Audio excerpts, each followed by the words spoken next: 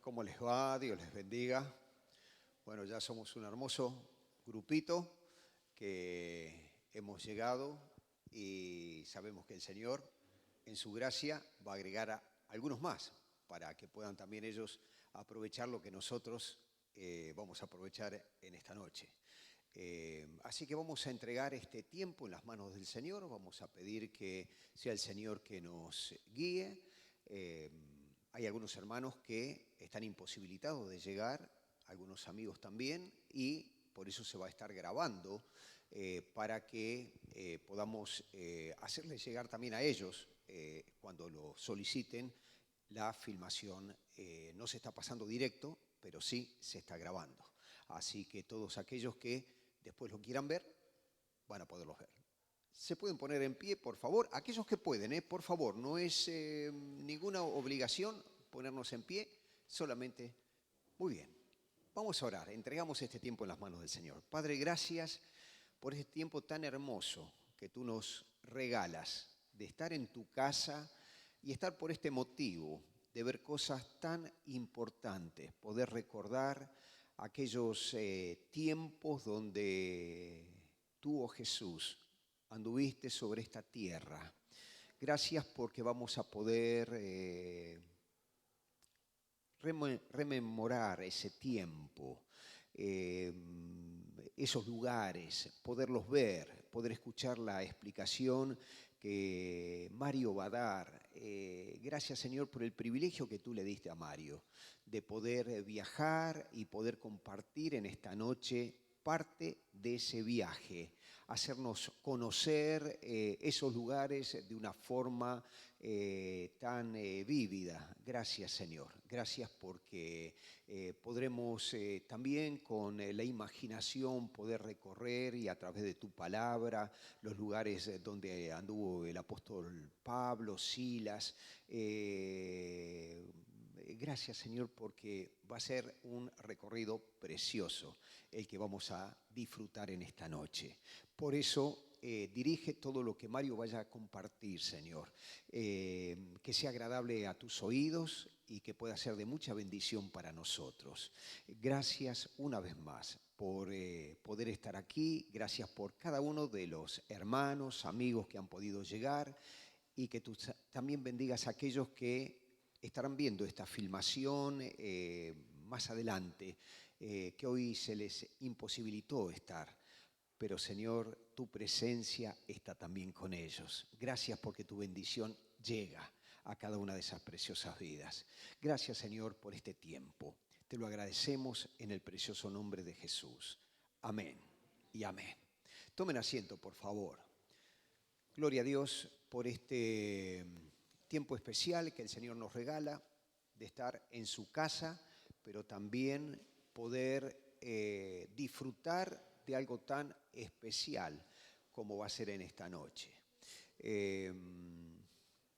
Dios le dio a Mario una posibilidad, un regalo muy grande, el que él pueda viajar a esta tierra bíblica, podemos llamarle así, a esta parte de la Palestina bíblica y también parte también de Grecia, donde vamos a ver algo de lo que Pablo pudo allí andar y también de su ministerio. Yo estoy hablando sin haber visto nada ni haber hablado con Mario de lo que hoy va a hablar, pero estoy suponiendo que así va a ser. Pero sé que lo que hoy vamos a recibir va a ser muy hermoso, va a ser muy útil.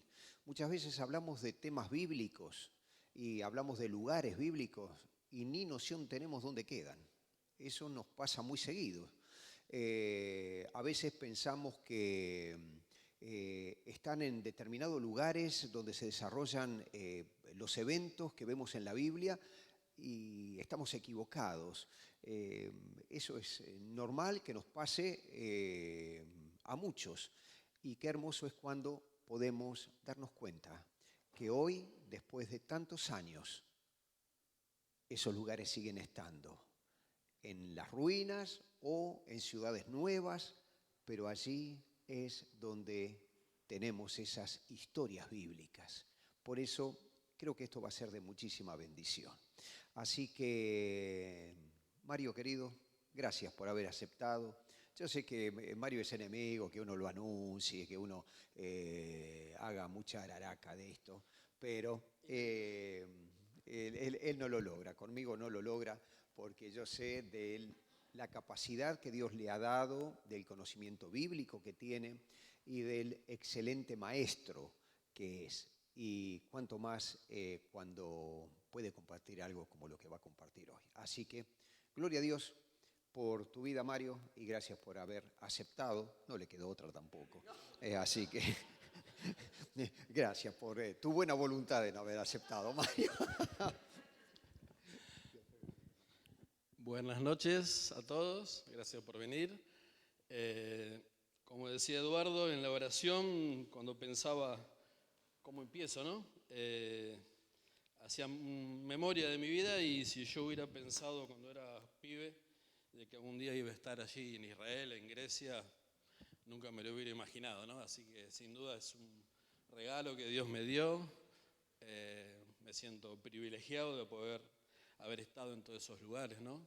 Y Dios es bueno, Dios nos sorprende siempre y bueno, por eso sigamos con Él, confiando, porque siempre hay cosas buenas para quienes lo siguen.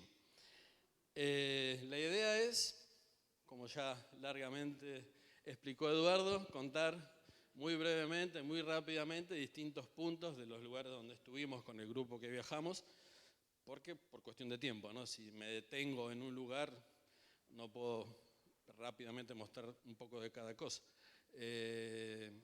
Sabía que iba a haber un break, veo que trajeron para una fiesta, pero la idea 8:15, le daremos hasta las 9:10 más o menos. Cortamos unos minutos, un descanso y seguimos hasta la 1:30 más o menos. Si ven que me embalé, avísenme que hay que cortar porque seguramente me voy a olvidar. Bueno, lo primero entonces, ponemos ahí, Johnny, el mapita de Grecia,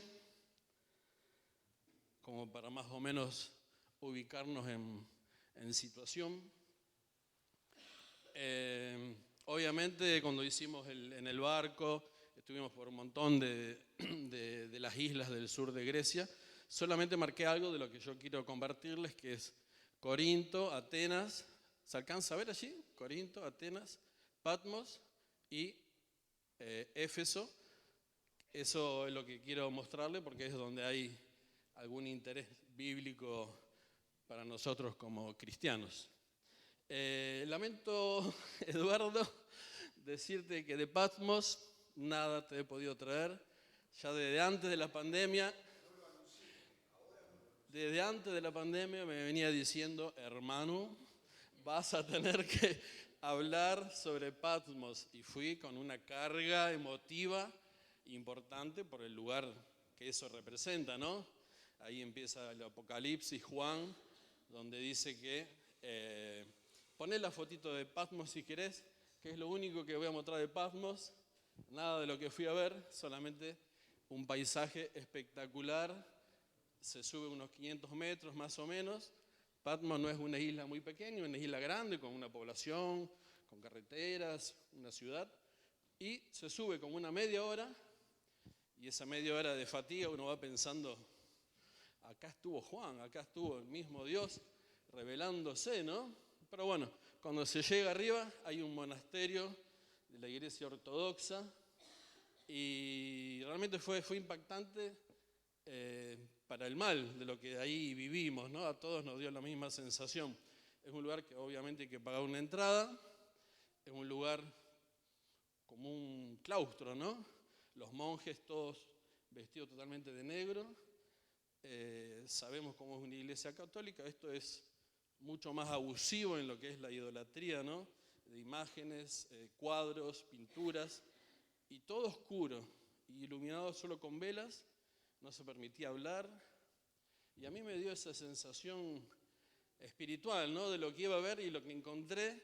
Decía, aquí Dios se le reveló a Juan, y justamente el Apocalipsis, la revelación, le dijo todo lo que nos quedó escrito a nosotros, la manifestación máxima de la luz, ¿no? El resplandor.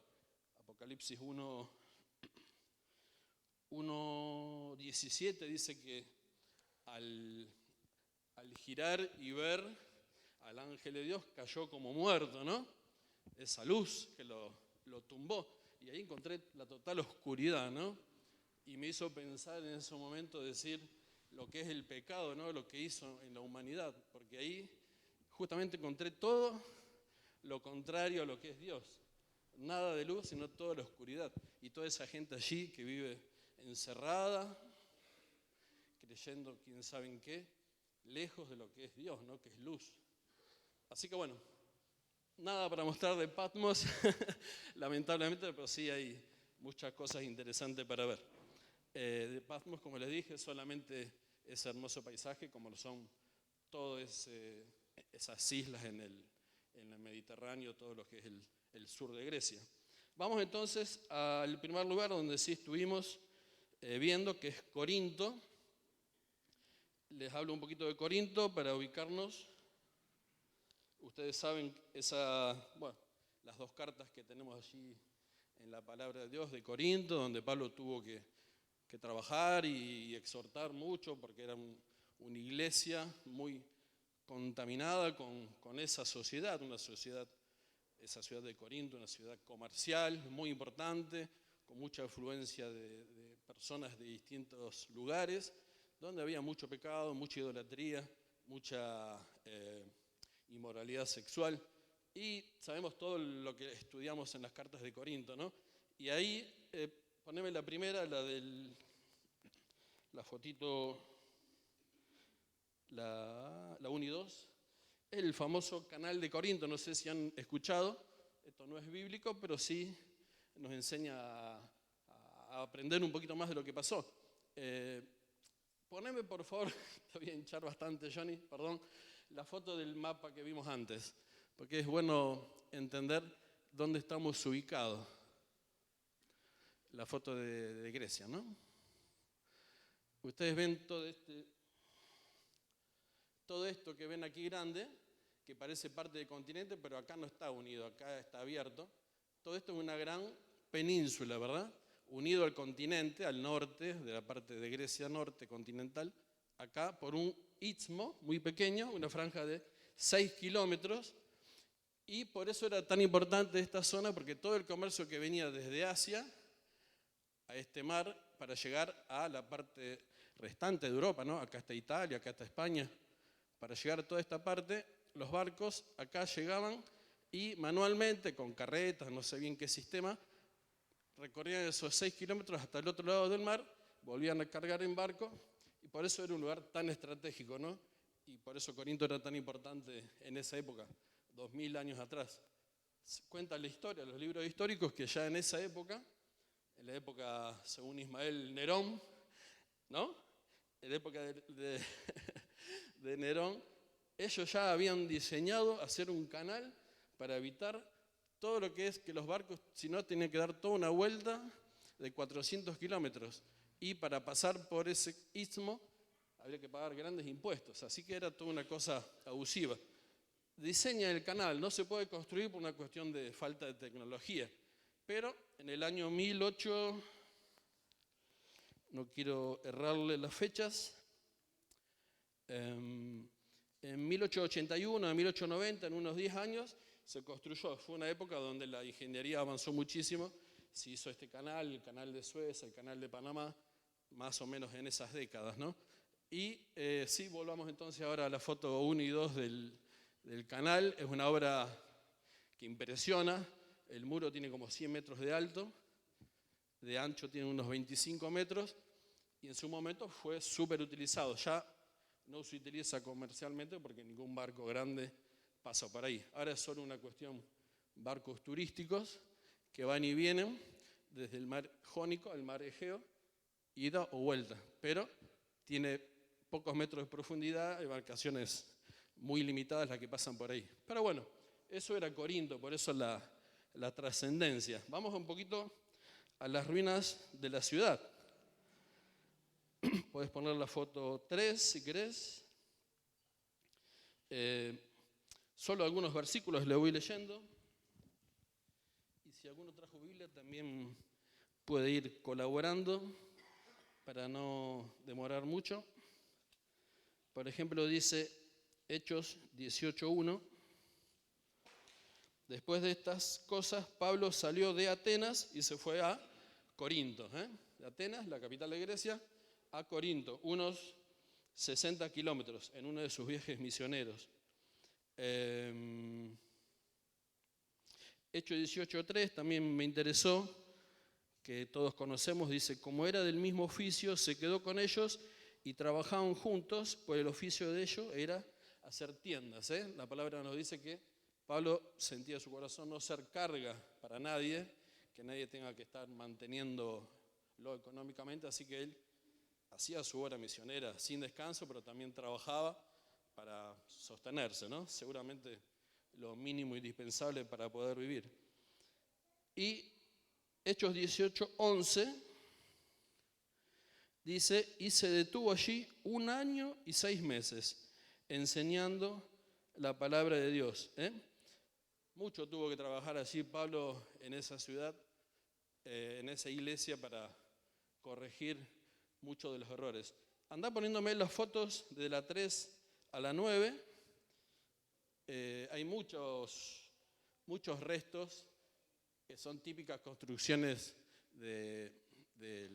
griegas, ¿no? Ese tipo de columnas, todo escrito en griego, algunas cosas están en latín. Acá, por ejemplo, detenerte un minuto, se dio que encontramos un lugar, el calor es importante y fuimos en mayo, ir ahora a estas zonas es tremendo. Encontramos un lugar donde había una piedrita ahí, restos de alguna construcción, con bancos, arbolitos, así que ahí era domingo, hicimos la cena, fue muy lindo, ¿no? Estar en ese lugar entre hermanos, compartir la cena, recordar al Señor, lo que Él hizo por nosotros, y también saber que Pablo por allí, poco más, poco menos, pero por ahí estuvo, ¿no? Llevando la bandera del Evangelio. Seguimos, a ver la que sigue. Bueno, son todas ruinas, obviamente. En Corinto no hay gran cosa en pie, son todos restos que han ido quedando. No sé en cuál foto vamos ya.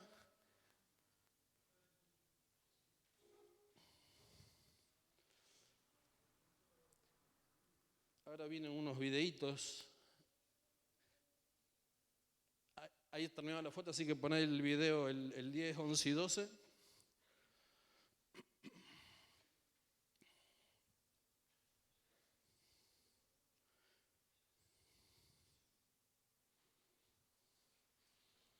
Me llamó la atención esto, que es como una gran cisterna, ¿no? Para guardar agua. Todo hecho en piedra, ¿no?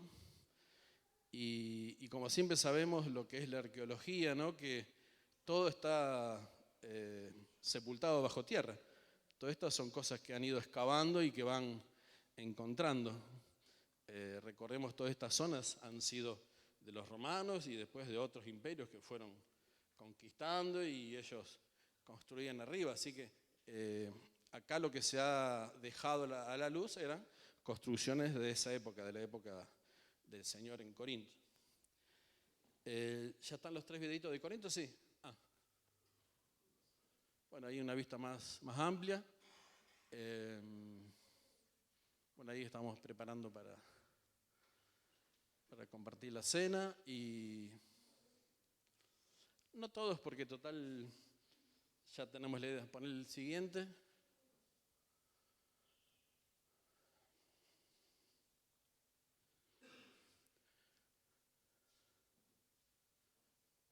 Decidí ponerlo mudos porque por ahí hay ruidos de gente hablando que nada que ver con el tema.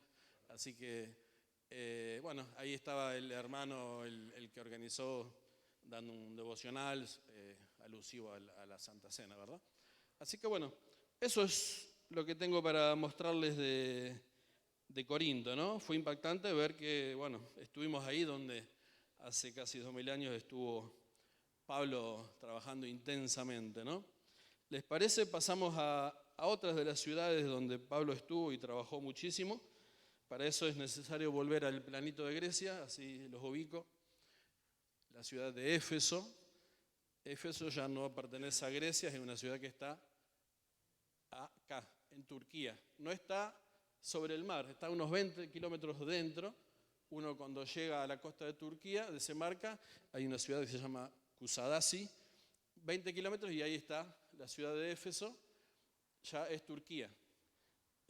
La isla de Patmos, por ejemplo, es griega y está muy cerquita de lo que es ya Turquía. Pero bueno, acá está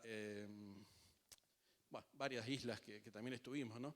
Así que yendo a Éfeso, en el año 53, más o menos al 55, estuvo Pablo por allí. 2 años antes había estado por Corinto. Seguimos con Hechos, ahora ya pasamos capítulo 19, versículo 1, dice: aconteció que, entre tanto que Apolos estaba en Corinto, Pablo, después de recorrer las regiones superiores, vino a Éfeso y hallando a ciertos discípulos. 19:10 dice: así continuó por espacio de 2 años, de manera que todos los que habitaban en Asia, judíos y griegos, oyeron la palabra del Señor.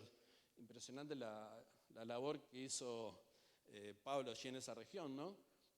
Al morir Pablo se cree que gran parte de esa parte de Asia, de Turquía y de Grecia, había iglesias en todos lados, ¿no? El evangelio se expandió tremendamente. Dios lo utilizó quizás como a nadie a Pablo para extender la palabra de Dios y fundar iglesias por tantos lugares. Pablo, según los historiadores, ¿no? Acá recién leímos el 19:10 que estuvo 2 años y en total se cree que estuvo hasta casi 3 años ahí en Éfeso, ¿no? Predicando, exhortando, corrigiendo, llevando adelante las tareas. Vamos a ver algunas fotitos de Éfeso. Ahí hay ruinas más conservadas, mucho más interesantes. Vamos desde la 1 en adelante. Bueno, ahí es donde se desembarca, ¿no? Esa es ciudad costera, se hace 20 kilómetros y se llega a Éfeso, que es una ciudad que solamente están las ruinas, no hay una ciudad poblada importante, Éfeso. Bueno, todo el sorprende, ¿no? Uno después ya se acostumbra, pero todas las piedras, todas las columnas, todo tallado a mano. Esto está en griego, si no veo mal. Seguimos con la siguiente.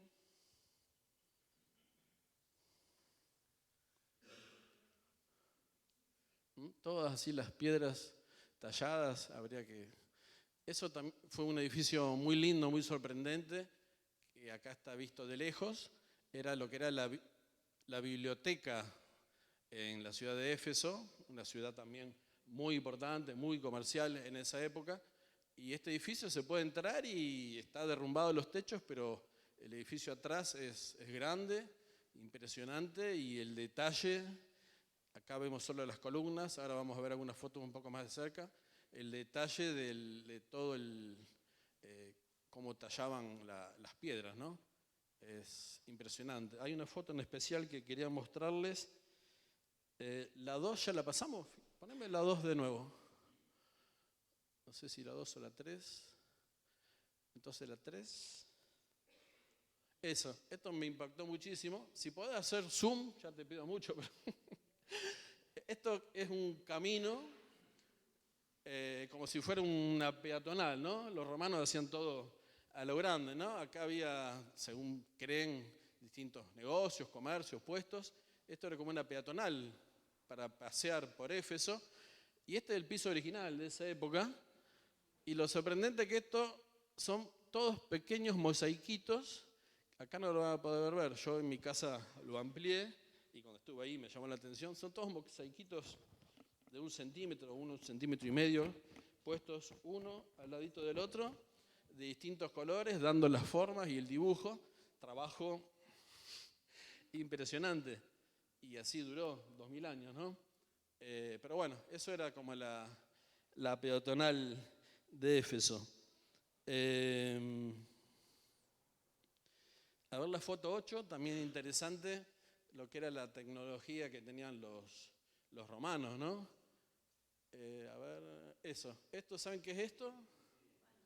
Son baños públicos. Ahí la gente se sentaba, hacía lo suyo. Esto caía, había abajo un canal que corría agua, circulaba, arrastraba todo. Y bueno, hace 2000 años tenían, yo creo que baños más limpios que en muchos lugares de ahora, que muchas estaciones de servicio de hoy en Rosario, ¿no? Bueno, así era el desarrollo, ni hablar que sabemos todos lo que era el agua potable que ellos tenían, que traían con acueductos y ellos tenían agua para todos sus ciudadanos. La foto 11, impactante también. Seguimos. Esto es un tremendo anfiteatro, un teatro, un circo romano enorme. Miles y miles de personas entraban acá. Yo subí hasta por allá arriba. La próxima foto se ve desde arriba para abajo. Muy empinado, muy empinado. Esta parte dicen que es toda original. Acá hay partes que están recicladas, ¿no? Están refaccionadas. Pero bueno, todo hecho en piedra. Y así duraban las cosas, ¿no? Y todo con rodeado por montes. Todo estaba bien pensado, por la acústica era perfecta, ¿no? Y sabemos que los romanos se dedicaban a hacer muchas fiestas y muchas celebraciones para tener al pueblo contento. Bueno, no sé cómo iremos de tiempo, por la duda vamos avanzando. Nos vamos de Corinto. Te pido, Johnny, poneme el otro mapita, el de Israel. Vamos a entrar ya en Israel. Les aclaro porque hay algunas cosas que son caseras. Yo agarré un mapa físico, sin detalles de lo que es carreteras ni nada, lo más limpio posible, y marqué solo lo que a mí me interesa mostrarles. Algunas cosas las agregué yo y no son bien hechas, solo para que tengan una idea. Ustedes se darán cuenta, esto lo que intentó ser es el mar de Galilea que yo dibujé, y esto es el mar Muerto, porque no es así exactamente, es un aproximado. Me interesó darme cuenta que esto es lo que es todo Cisjordania, ¿no? El territorio de los palestinos, pero que en conflicto constante, porque los israelitas van avanzando, van tomando, van ocupando y hay conflictos permanentes. Eso es otro tema, ¿no? Pero lo que me llamó la atención, yo no sabía, era que el mar de Galilea es todo Israel. Uno, si está por acá en Capernaum, mira el extenso mar y a lo lejos ve montañas. Esas montañas son el límite con Jordania, con Siria, pero cuando termina el mar de Galilea hay unos pocos 100, 200 metros que todavía es Israel. Así que el mar de Galilea es todo Israel. En cambio, el mar Muerto, en la mitad se divide, de este lado Israel, de este lado Jordania, y del oeste esta parte de Israel y esta parte es de la Cisjordania, de los palestinos. El mar Muerto sí es límite, en vez el mar de Galilea no es límite entre los dos países.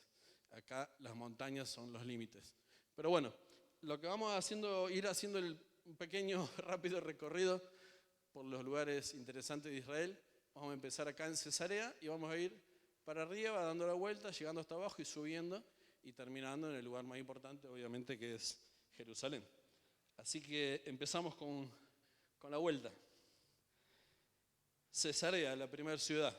Cesarea marítima, como se la conoce, porque hay otra Cesarea en Israel. Esta Cesarea marítima, ciudad que queda, como les mostré recién en el mapita, no sé si alcanzaron a ver, queda sobre el mar Mediterráneo.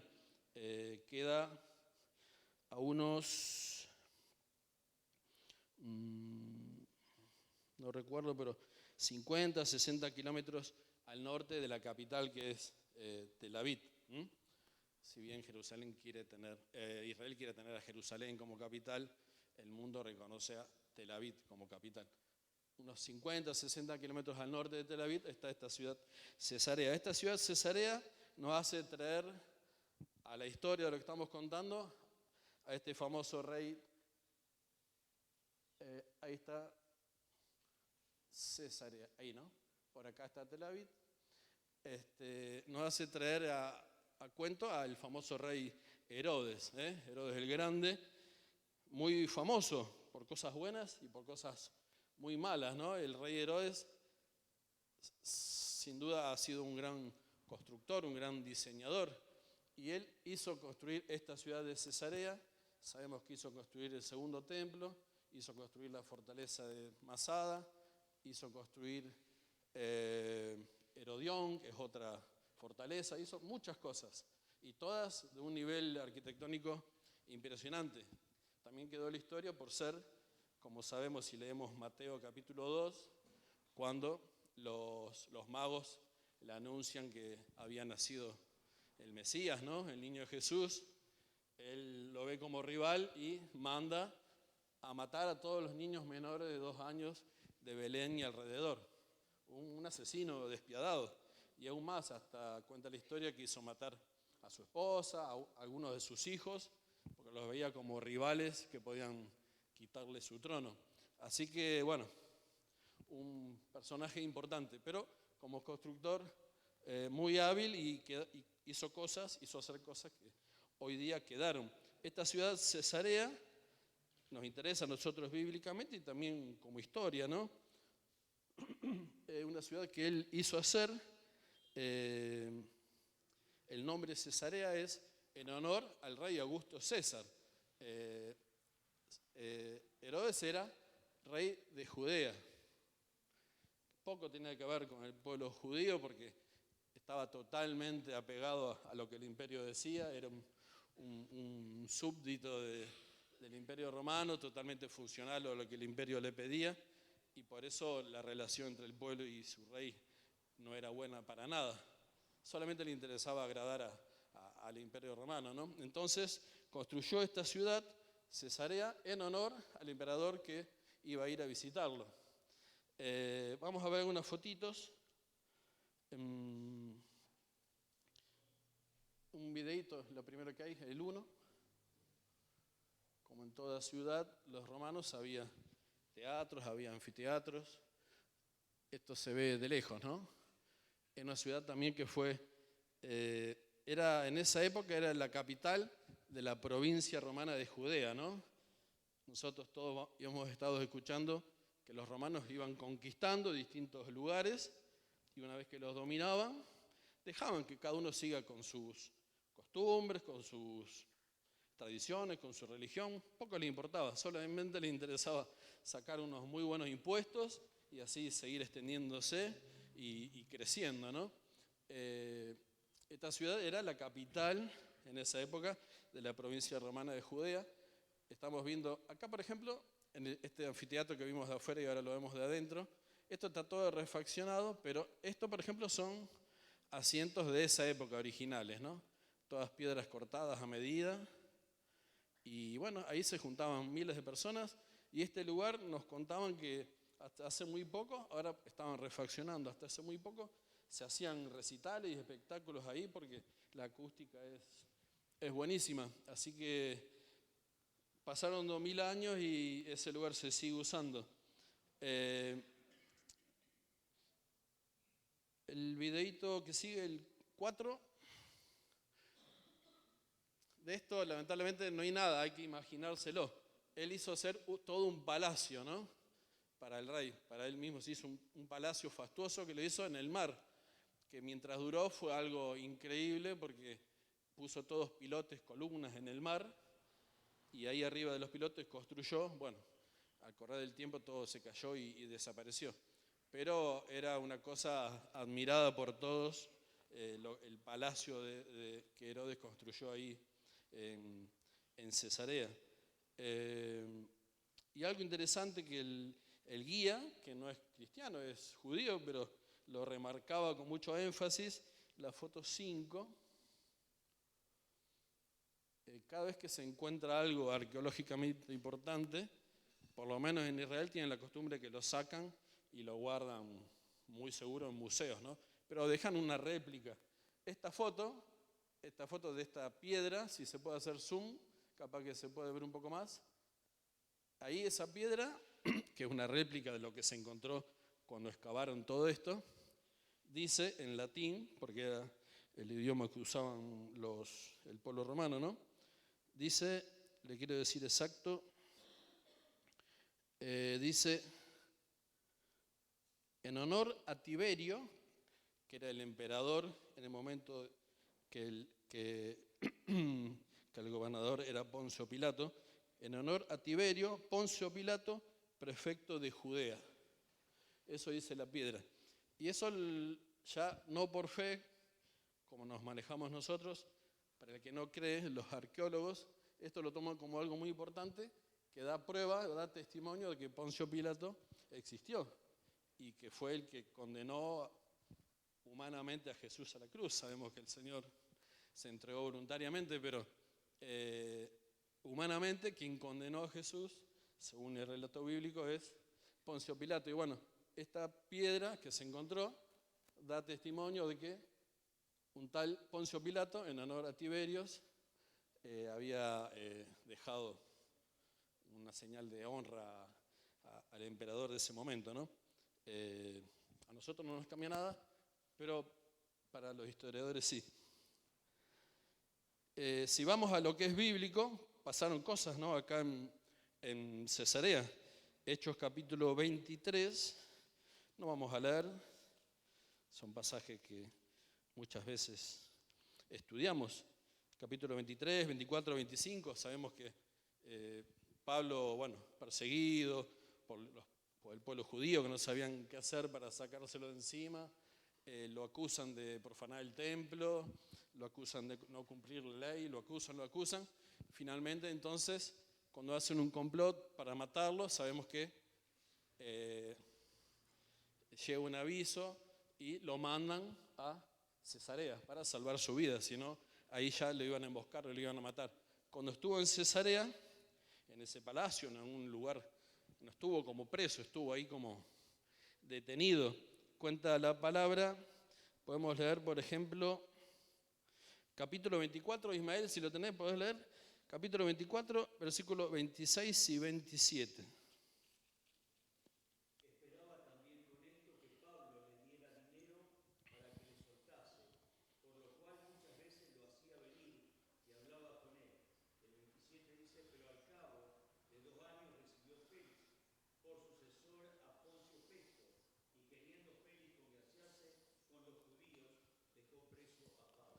Así que acá está hablando de este Félix que quería coima, ¿no? Para liberarlo, porque en realidad no encontraba que hubiera hecho nada mal. Y Pablo se ve que no entregó nada. Así que para no quedar mal con los judíos, y ya que no le daba la coima que pedía, lo dejó 2 años ahí encerrado, sin acusarlo de nada, simplemente lo dejó demorado. Finalmente cambian el gobernador, no sé el título exacto, prefecto. Se va Félix, viene Festo. Y ahí, cuando Pablo hace su defensa, él apela como ciudadano romano para que pueda ir a defender su causa en Roma, ¿no? Y bueno, de Cesarea, en el mar Mediterráneo, se embarca y sabemos todo lo que le pasó en el viaje hasta que finalmente llegó a Roma, ¿no? Esta ciudad Cesarea era la casa de donde era originario Felipe el que le predicó al eunuco, el etíope, ¿no? Al que dijo, ¿qué impide que me bautice? Y ahí mismo lo bautizó, al eunuco. Felipe, el que era uno de los 7 diáconos elegidos, también era donde vivía Cornelio, ¿no? Lo acordamos de esa situación. Dios le revela a Pedro que había que llevar la palabra de Dios a los gentiles, algo abominable juntarse con un gentil, pero bueno, Dios se lo revela con esa sábana que baja allí, y Pedro, en obediencia, dice la palabra que estaba en Jope, una ciudad más al sur, ahí pegadito a Tel Aviv, Yafo, se llama ahora, y hace ese viaje de unos 60 kilómetros hasta Cesarea, va a la casa de Cornelio, y bueno, ahí sabemos todo lo que pasa, ¿no? Empieza lo que es la extensión del evangelio al mundo gentil. Bueno, y más cosas que pasaron también. Voy a tener que apurar mucho más porque a este ritmo no terminamos. Vamos con el Monte Carmelo, seguimos subiendo, vamos para el norte. unos 40 kilómetros de Cesarea al norte, Monte Carmelo. Espera un poquito. No hace falta que lo saques, simplemente explico un poquito qué pasó en el Monte Carmelo. ¿Se acordarán? Acá aparece en escena Elías. ¿Se acuerdan que Elías, dice la palabra, que era el único profeta de Dios que había quedado? Y estaban los 450, no me acuerdo, de Baal. Y en esa fe que Elías tenía, convencido, jugarse la vida del todo por el todo, los desafía y le dice, vamos a ver que Dios se manifieste quién es el Dios verdadero, el de ustedes o el mío. Y ahí hacen ambos grupos, él y los de Baal, preparan todos esos animales cortaditos en trozos, con las maderas, las piedras, y Elías a su sacrificio lo llena 3 veces con agua, como para hacer un imposible, ¿no? Y hace una oración, vamos a leerla, porque es tremenda. Primera Reyes 18-19, que la encuentra primero.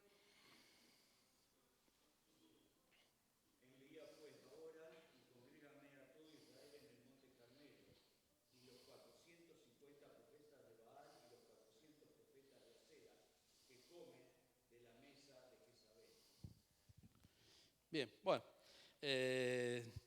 no era exactamente ese, léeme ya que estamos, capítulo 18,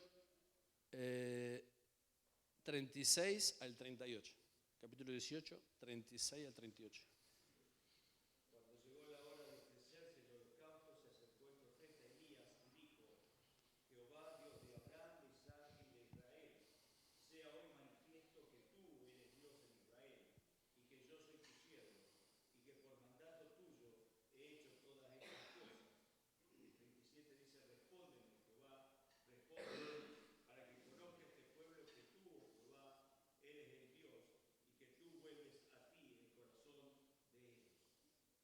Bien, y sabemos la respuesta de Dios, ¿no? Dios se manifestó en gran manera y cómo terminaron los profetas de Baal decapitados, ¿no?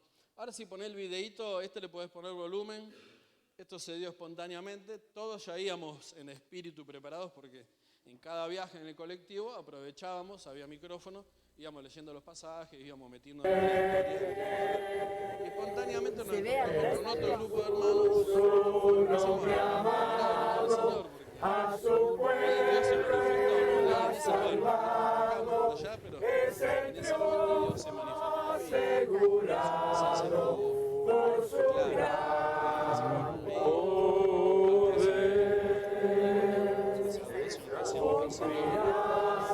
Que salió así espontánea, ¿no? Adorando al Rey de Reyes. Suficiente, porque no hay tiempo. Mostrame la foto 2 y el videito 3. Esto desde el Monte Carmelo se ve aquel monte que es el Monte Tabor. Esto ya con pinzas porque no hay ninguna seguridad que haya sido aquí, pero probablemente ese monte, el Tabor, es donde Jesús se transfigura delante de sus amigos íntimos, ¿no? Se lo lleva a la cima del monte, no dice cuál, pero se cree que puede ser ese, y delante de Pedro, Juan y Jacobo, él se transfigura. Ahora poné el siguiente, que es un videíto de lo mismo.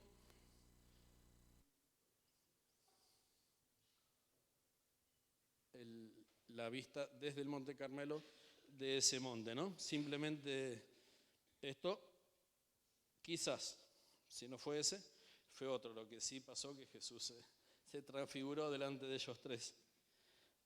Vamos al videíto 4, pero no lo pongas todavía.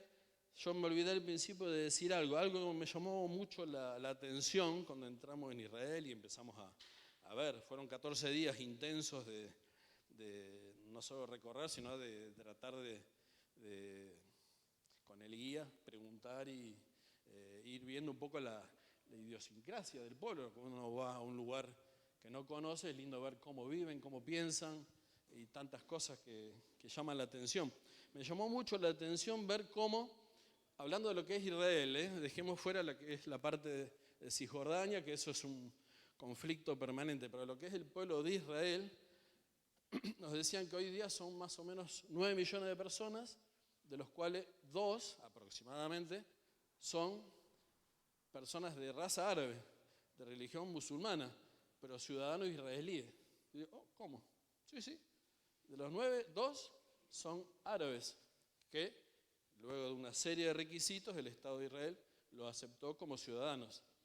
Y a esos 2 millones de personas les cambió la vida porque gozan de seguridad social, de seguridad en cuanto al delito, de excelente medicina, de educación. Son millones los que quieren ir árabes, Israel rodeado por pueblos árabes, ¿no? Líbano, Siria, Jordania, Egipto. Millones de las personas que quieren ir y solo algunos se los acepta y realmente les cambia la vida. Y sacando los fanatismos, los problemas religiosos, los intereses económicos y todo lo que imaginemos, el común de la gente conviven pacíficamente sin ningún problema, cada uno con su cultura, con sus costumbres, pero totalmente en una tienda israelí, la que atienden son musulmanas o al revés y ningún problema. Eso me llamó mucho la atención porque están totalmente compenetrados y mezclados. Yo tenía, eso me lo olvidé, lo podemos mostrar. Andá a la carpeta 1 de árabes y judíos. Yo había puesto 2 videitos para que ustedes se hagan una leve idea de lo que yo le estoy tratando de contar ahora, ¿no? Por ejemplo, poné a marchar ese videito, un pedacito nomás. Esto es en Betania. Sabemos que es ahí, pegadito de Jerusalén. Hoy día sería como un barrio de Jerusalén. Sabemos que al pie del Monte de los Olivos estaba Betania. Y Betania es una localidad totalmente ocupada por ciudadanos musulmanes. Y así viven ellos. No es una crítica, es su estilo, ¿no? Bastante desordenado, todo en la calle, súper comerciantes, te ven y te persiguen y no te dejan en paz para tratar de venderte algo. Pero es todo así, todo muy, muy, muy desordenado, por decirlo, y así conviven. Y poné el otro, para así no demoramos mucho, el 4 sería en esa carpeta.